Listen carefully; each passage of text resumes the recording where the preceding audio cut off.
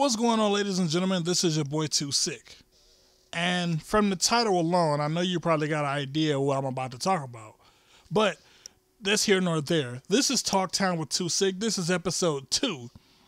And on this episode, I had an idea of, actually not an idea, but I've been thinking lately about a few things that, when it comes to WWE. And this has to do with the Attitude Era and right now. I've been thinking about wrestlers.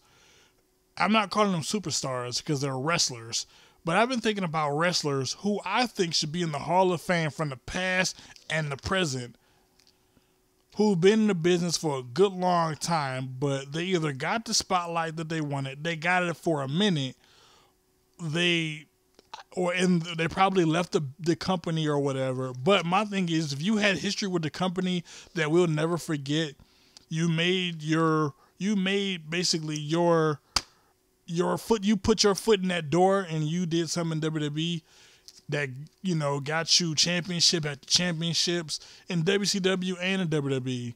And I think you deserve to be in the Hall of Fame. But this is my top 5 wrestlers who I think should be in the Hall of Fame. But listen to what I said. This is my opinion. My top 5 wrestlers who I think should be in the Hall of Fame. Starting with number 5, we got XPac, also known as Sean Waltman, also known as Six-Pac, Six, whatever you want to call him. He should be in the Hall of Fame. Reason number 1, he was a part of the Clique. All of those Clique members, all the other 3 members are, or should I say 4, I forgot, what was it? Kevin Nash already have a ring. Scott Hall already has a ring. Shawn Michaels already has a ring. Triple H is guaranteed Hall of Fame. He's going soon. X-Pac is the only person who has not even been considered a Hall of Fame potential. Is he Hall of Fame worthy? Hell yes. He should be in the Hall of Fame. Hell, he should have been in there a long time ago with the rest of them. Look at his highlights in WWE and WCW. He's a 2-time Cruiserweight champion. He's a 5-time Tag Team champion. He's a 2-time European champion. And he's a 2-time Light Heavyweight champion. He should be in the Hall of Fame. And I think he's one of the only ones. He's the only one to be in the NWO and in DX. I can't count Ravishing Rick Rude due to the fact that he didn't really do anything in DX. And he didn't do anything that much in NWO. So, I don't count him. Was it Ravishing Rick Rude in NWO? I think so. If I'm wrong, leave a comment down below. Let me know that he wasn't in NWO. But I think he was. But he was in DX, although. But I do know that. But X-Pac is the only one who was in NWO and DX. Number 2. Or should I say number 4, the New Age Outlaws.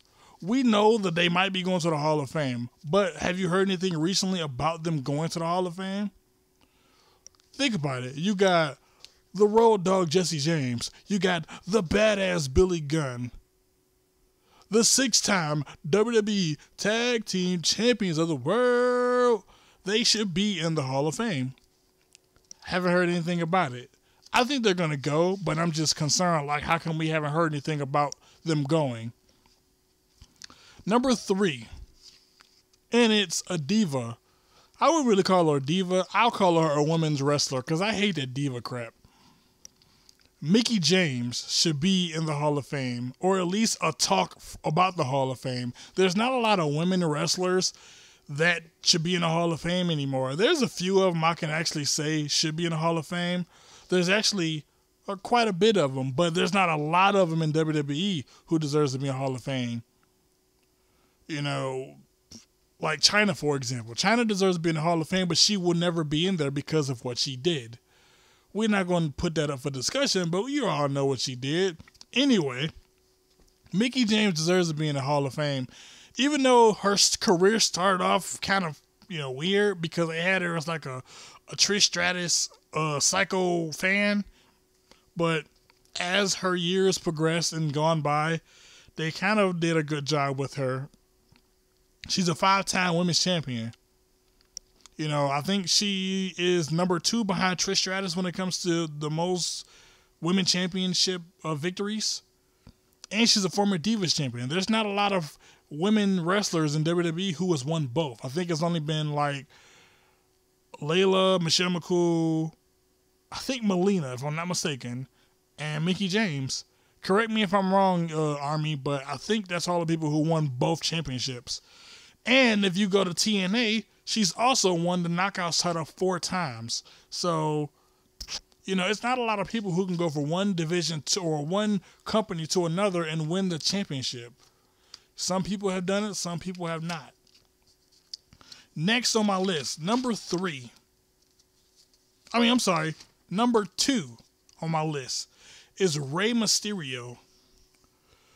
I know a lot of people probably will say Rey Mysterio is guaranteed Hall of Fame, but I want to know why he hasn't been noticed right now. How come he's not in there already, in my opinion? He should have been in there already. Even though he's still wrestling in other companies, Rey Mysterio's not in WWE right now. There's a lot of other wrestlers who've still wrestled even when they were in the Hall of Fame. Hell, look at Hacksaw Jim Duggan. He wrestled for so long before he gave it up. He was still wrestling when he was in other organizations. But Rey Mysterio is a 2-time world champion. He's a former WWE champion. He's a 8-time cruiserweight champion, 5 in WCW, 3 in WWE. He's a 2-time Intercontinental champion. He's a 7-time tag team champion, 4 times in WWE, 3 times in WCW. And he won the 06 Royal Rumble. Remember, he was the one that was in the Royal Rumble for like 63 minutes, lasted the longest. He came in at number 1 or 2, and he lasted the whole time. So, yeah. And plus, he was one of the greatest, and I mean, if not the greatest WCW cruiserweight in WCW. So, yeah, I think he deserves to be in the Hall of Fame, or, in my opinion, I think he should have been in there about a year or 2 ago. Around the time when he had his injuries, when he was considering leaving the company or retiring, yeah, that's when they should have put him in the Hall of Fame. Now we move on to number 1. And this wrestler should have been in the Hall of Fame, but I don't know if WWE is going to wait a little bit longer, but in my opinion, he should have been in the Hall of Fame because he is an Attitude Era wrestler. He's been in the WWE for a very long time. He went from WWE to WCW to TNA. He was in another organization. Then he made his own organization. Come on now. He should have been in there. My number 1 pick is Goldust, the bizarre one.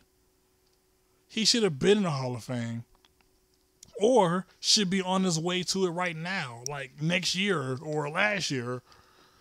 But, you know, he was in WWE as Goldust. We all know that. And then he was in WCW. I think his name was 7 in WCW. And then he went to TNA and his name was Rain. Unless it's backwards, let me know in the comment section below. But he was in both organizations as different names. But in my opinion, he is Hall of Fame bound. Goldust has won the hardcore title 9 times. He's also a 5-time tag team champion. He won it twice in WCW, 3 times in WWE.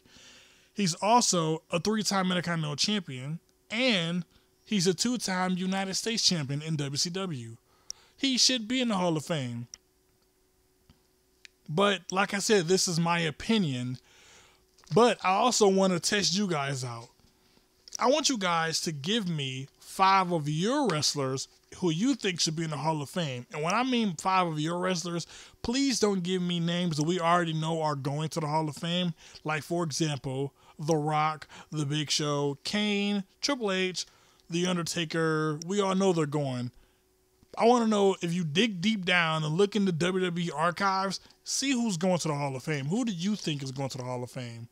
Let me know in the comment section below, and maybe in the next video or in the next week's Talk Time, I will go over some people's opinions and see how everybody else feels about them. But anyway, this was Talk Time with Too Sick. I'm out. Peace. Yeah.